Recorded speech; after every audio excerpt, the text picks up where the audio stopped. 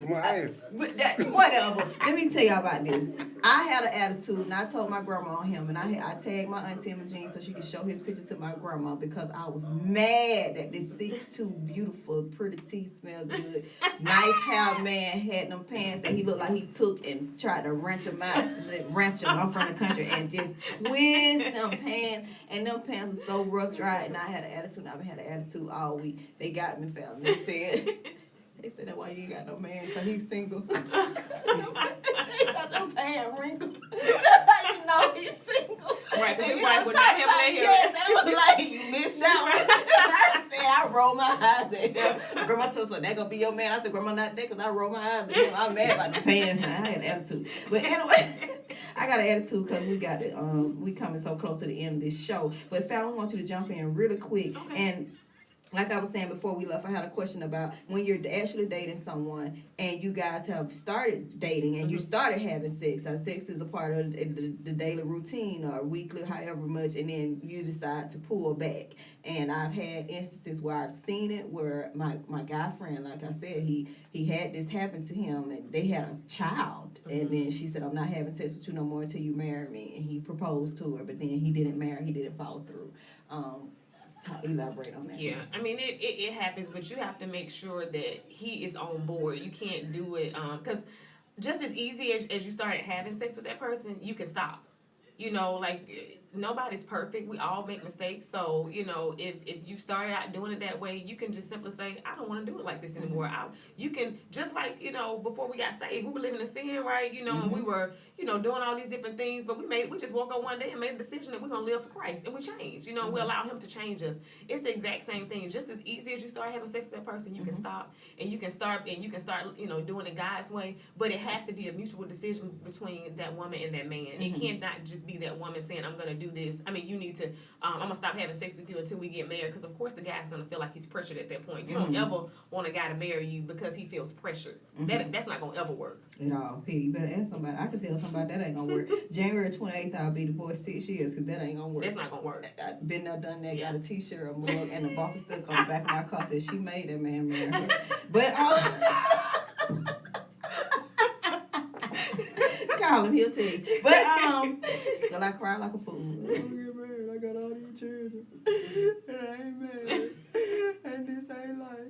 Y'all tell y'all ask my baby that I did that now. He proposed to me, he did, and I tell it. He proposed to me, he sure did. But when he proposed to me, girl, 60 days later, we was married. He said he wanted to be engaged.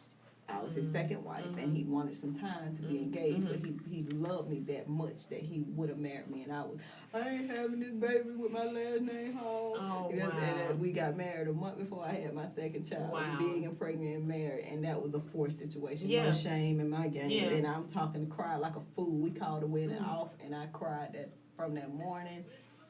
6 o'clock that morning till he went on and went to church with me at 12 to let the preacher marry us. Wow. I ain't lying to you.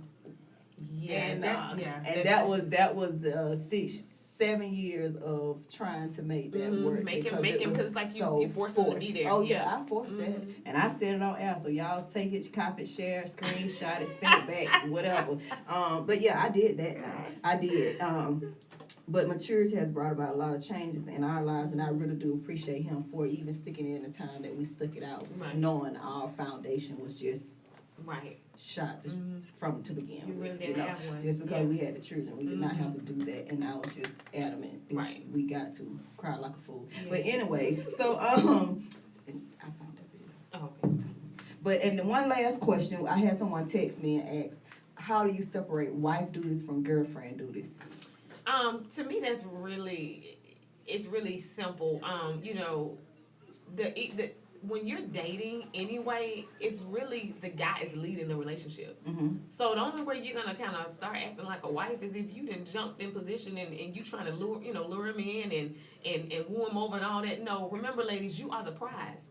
So it's not about you trying to convince him and show him. He trying to convince you. He trying to show you. He trying to let you know that, hey, girl, this is worth your time getting to know me. So like the of course I cooked for Nikki, when we were courting, but it wasn't like a, you come home from work, I got the plate sitting on the table kind of thing. When you get off work, you come to my house and your meal sitting there and your water or whatever. Mm-hmm. It wasn't laid out like a wife would do. It would just be like, hey, where are we gonna eat tonight if we hanging out? And I was like, oh, I can cook something quick, if you work late. So it's really simple. When the guy is pursuing you, ladies, then you don't even have time to be doing wife duties. Cause he on his game. Yeah, he on his game. He pursuing you, so you don't have time to be doing the wife stuff. And I think in these you days sit back and being times, pursued. In these days and times, we've stepped away from that because every woman want to be a boss chick and everybody want to run it, and we don't even give the guys time to date us. Right.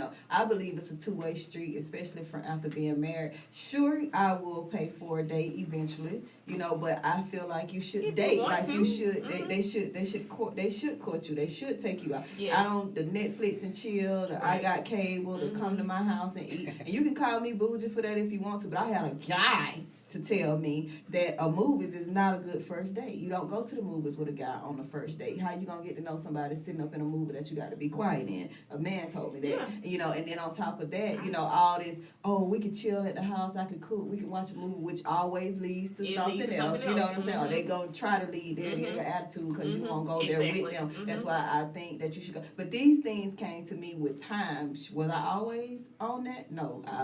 They want me to come over their house, I'm gonna go over there with the food. I'm gonna go fry the chicken and everything, but it came with time and maturity. But before we get out of here, we want you to tell us how to contact you. Okay. Tell us about that brand new coaching that you just. Girl, I'm up on you now. Yeah.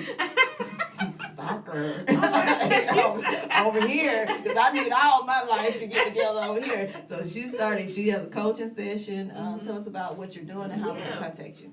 Okay, you can contact me at my website, www.fallonbonner.com, and it's a little contact button, and you can, send me an email that way. You can always inbox me on Facebook, just Fallon Bonner. I have a like page and my personal page, but I get them both, so it doesn't matter which one you send a message to. And what else you wanted me to...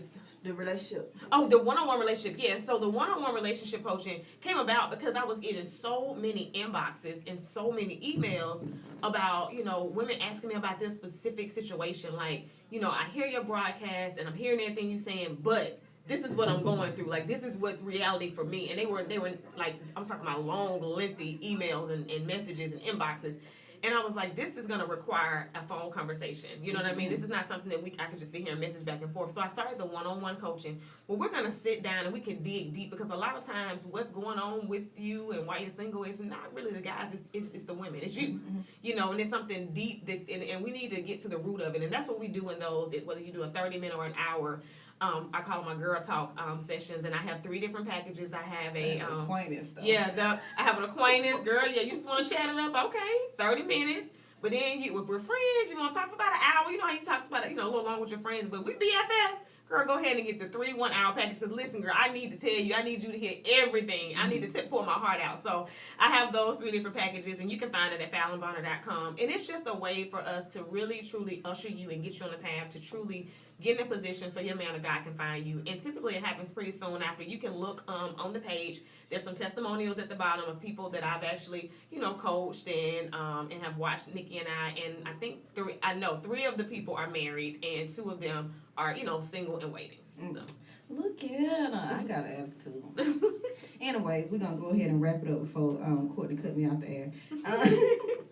We had an exciting day with you. I really do thank you for coming out. I am proud of you. I really adore your strength. I adore who you are as a woman. Continue to keep pushing. Take your time when you need to take your time. Right. Live the way you need to live. Do what you need to do when you need to do it, and everything else will pan out. That's what I feel. So I really do appreciate you. We're going to end this. There is a GoFundMe out, guys, for my soon to be 14-year-old son. He's hearing impaired. He has a cochlear implant, and they created a wireless one for his particular processor that he has, and he's very ecstatic about it. We want to get it to kind of boost his self-esteem, because he's going through the stage now of, why do I have this and no one else has it, I don't want to wear it. And so that GoFundMe is out on my page. We're trying to get to $11,000 by March, which we are going to do, I believe God for it, because it's already moving over 200 shares on Facebook. He's at $500 in less than a week, so we moving, so I'm not even worried about it. We're doing the thing. We're going to come up with more creative ways to raise waste this money, but I want this done for my son, and God is gonna do it because my son also, there's a video out on my Facebook where in May he actually made a wish to hear without his hearing aid, and I told him that, you know, I believe God for that miracle, but in the meantime, I hope they probably make some adjustments and make wireless, and in September they made wireless. They want to do it? Yes, ma'am. So I'm excited about that. So God came through for me on that one, and Landon has seen it, he's excited. So follow me and you get that information. Next week, our guest is Pastor Jamila Monroe. Please go to her page, go to my page. She dropped an awesome testimony first of this week, how 3 weeks ago she was diagnosed with lupus, and then at the follow-up, they couldn't find it. Wow. Yeah, we got some stuff coming through here. Saturday mornings off the chain up in here. You a woman, we ready for you. Men as well. We're empowering one word at a time. Thank you guys for tuning in. Happy Saturday. You know my motto. If it did not confine you to that bed, get your butt up and get out that house today, baby. Ain't no excuses. Talk to you later. I like that.